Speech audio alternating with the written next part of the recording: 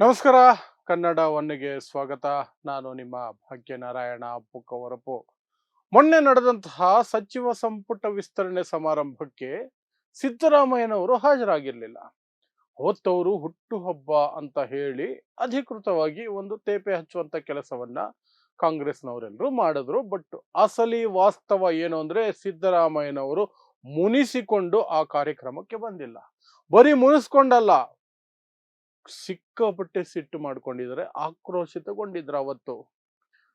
ಯಾವ ಮಟ್ಟಕ್ಕೆ ಅಂದ್ರೆ, ತಾವು ಹೇಳಿದ ಒಬ್ಬ ಕುರುಬ MLAಗೆ ಮಂತ್ರಿ ಸ್ಥಾನ ಕೊಡಲಿಲ್ಲ ಅನ್ನುವ ಸಿಟ್ಟಿನಲ್ಲಿ ಯತೀಂದ್ರ ಸಿದ್ದರಾಮಯ್ಯ ಅವರಿಂದ ರಾಜೀನಾಮೆ ಕೊಡಿಸ್ಬಿಡ್ತೀನಿ ಹುಷಾರ್, ಆ ಎಚ್ಚರಿಕೆಯನ್ನ ಹೈಕಮಾಂಡ್ಗೆ ಕಳಿಸಿದ್ರು. ಆ ಹೈಕಮಾಂಡ್ ಶೇಕ್ ಆಗಿ ಹೋಯ್ತು.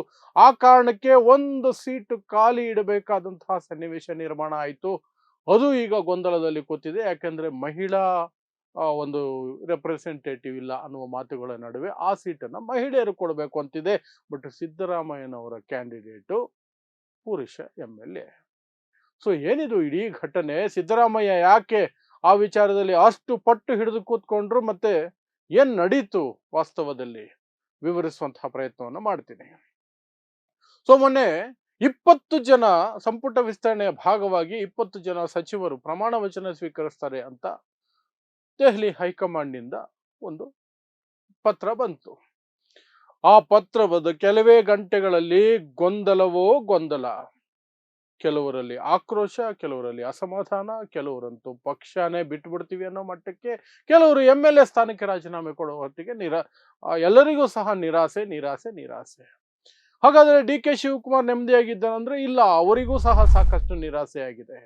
ಈ ಕಡೆ ಸಿದ್ದರಾಮಯ್ಯನವ್ರು ನೆಮ್ಮದಿಯಾಗಿದ್ರ, ಖುಷಿಯಾಗಿದ್ರ ಅಂದ್ರೆ ಇಲ್ಲ, ಅವರಂತೂ ನಿಜವಾಗ್ಲೂ ಸಹ ಒಂದು ಚೂರು ನನಗೆ ಸಮಾಧಾನ ಇಲ್ಲ ಅನ್ನೋದನ್ನ ತಾವು ಗೈರಾಗುವ ಮೂಲಕ, ಪ್ರಮಾಣ ವಚನ ಸ್ವೀಕಾರ ಸಮಾರಂಭಕ್ಕೆ ಗೈರಾಗುವ ಮೂಲಕ ದಾಖಲಿಸಿಯೇ ಬಿಟ್ರು, ನಾನು ಅಸಮಾಧಾನದಲ್ಲಿದ್ದೀನಿ ಅಂತ.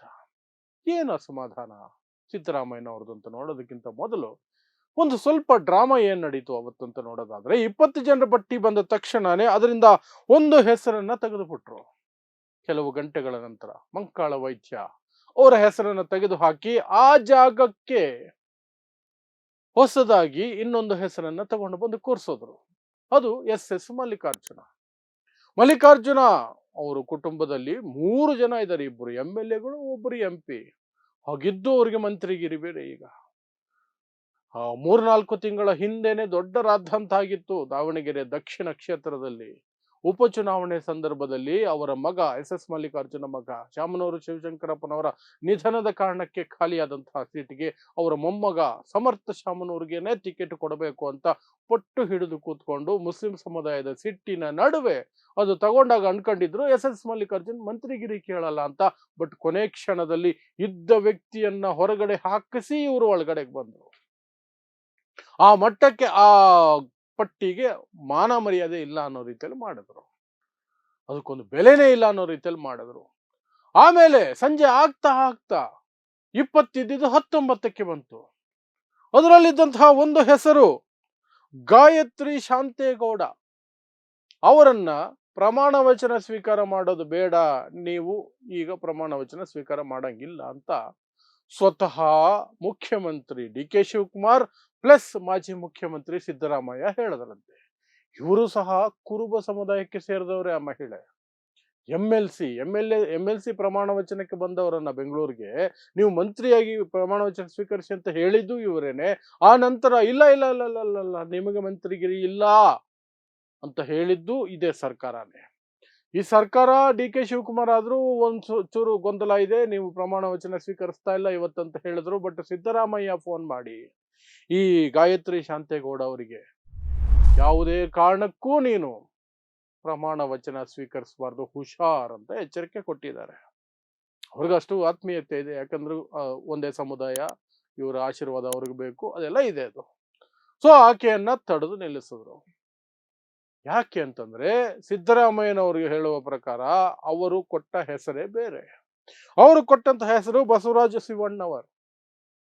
ಅವರಿಗೆ ಕುರುಬ ಸಮುದಾಯದ ಆ ವ್ಯಕ್ತಿಗೆ ಸಚಿವ ಸ್ಥಾನ ಕೊಡಬೇಕು ಅಂತ ಸಿದ್ದರಾಮಯ್ಯ ಪಟ್ಟು ಹಿಡಿದು ಕೂತಿದ್ರು. ಅದು ಕೊನೆಯ ಕ್ಷಣದಲ್ಲಿ ಬಂದಿಲ್ಲ. ಅದಕ್ಕೆ ಸಿದ್ದರಾಮಯ್ಯನವರು ಕೆಂಡಾಮಂಡಲ ಆಗಿದ್ದು. ಗಾಯತ್ರಿ ಶಾಂತೇಗೌಡ ಅವರನ್ನ ಮನೆಗೆ ಕರೆಸ್ಕೊಂಡ್ರು. ಇವರನ್ನು ಮನೆಗೆ ಕರೆಸ್ಕೊಂಡ್ರು. ಇವರ ಅಭ್ಯರ್ಥಿಯನ್ನು ಸಹ ಅವರಿಬ್ಬರನ್ನ ಕೂರಿಸಿಕೊಂಡೇ ಹೈಕಮಾಂಡ್ಗೆ ಸಂದೇಶವನ್ನ ತಲುಪಿಸಿದ್ರು. ಗಾಯತ್ರಿಗೆ ಯಾರನ್ನ ಕೇಳಿ ನೀವು ಕೊಟ್ರಿ ಮಿನಿಸ್ಟ್ರಿ, ಆಕೆಗೆ ಮಿನಿಸ್ಟ್ರಿ ಕೊಡಂಗಿಲ್ಲ, ಇವರಿಗೆ ಕೊಡಬೇಕು. ಆಕೆ ಏನಾದ್ರೂ ಪ್ರಮಾಣ ವಚನ ಸ್ವೀಕರಿಸಿದ್ರೆ ಮರುಕ್ಷಣ ನಾನು ಯತೀಂದ್ರ ಸಿದ್ದರಾಮಯ್ಯ ನನ್ನ ಮಗನ ಕೈಯಲ್ಲಿ ರಾಜೀನಾಮೆ ಕೊಡಿಸ್ಬಿಡ್ತೀನಿ ಅಂತ ಹೈಕಮಾಂಡ್ಗೆ ಬೆದರಿಕೆ ಹಾಕಿದ್ರು. ಹೈಕಮಾಂಡ್ ಸಹ ಒಪ್ಕೊಂಡು 20 19ಗೆ ತಂದು ನಿಲ್ಲಿಸ್ಕೊಳ್ಬೇಕಾಯ್ತು. ಅಷ್ಟು ಸಿಟ್ಟು ಮಾಡ್ಕೊಂಡಿದ್ರಂತೆ ಸಿದ್ದರಾಮಯ್ಯನವರು. ಅಲ್ಲಿಗೆ ಸಿದ್ದರಾಮಯ್ಯನವರ ಮಾತು ಸರಿಯಾಗಿ ನಡೆದಿಲ್ಲ ಅನ್ನೋದು ಅವರ ಆ ಸಿಟ್ಟಿನಿಂದ ಸ್ಪಷ್ಟವಾಗಿ ಗೊತ್ತಾಗುತ್ತೆ. ಬೇರೆಲ್ಲ ಸಿಟ್ಟುಗಳು, ಸಣ್ಣ ಪುಟ್ಟ ಸಿಟ್ಟುಗಳನ್ನೆಲ್ಲ ಒಟ್ಟಿಗೆ ಸೇರಿಸಿ ಇದರಲ್ಲಿ ಬ್ಲಾಸ್ಟ್ ಆಗಿದ್ದಾರೆ.